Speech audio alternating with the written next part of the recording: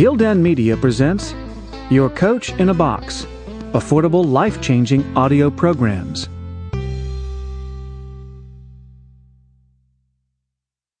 The Brain Advantage. Become a more effective leader using the latest brain research.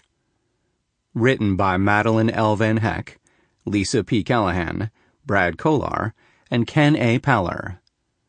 Narrated by Erik Synnestvedt. Introduction. The Brain Advantage. Leading with the brain in mind.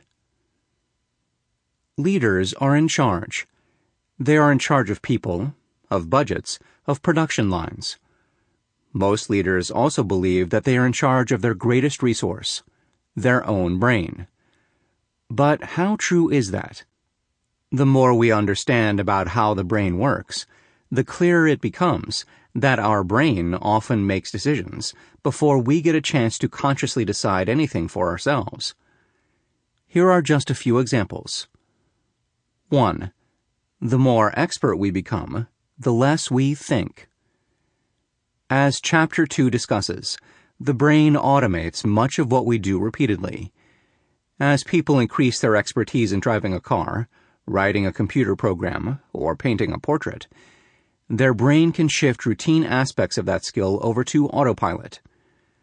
Sometimes people say, "I could do this in my sleep." That's a sign that what they are doing requires no conscious thinking. In his book, Everyday Survival, Lawrence Gonzalez describes what happened to international rock climber Lynn Hill. Hill threaded her rope through her harness, but then, instead of tying the required knot, she stopped to put on her shoes. Distracted by a conversation, she never returned to tying her harness rope. As Gonzalez says, the similarity between tying her shoes and tying the rope tricked Hill's brain into thinking she had done what she needed to do. Fortunately, Hill survived the 72-foot fall that resulted. 2.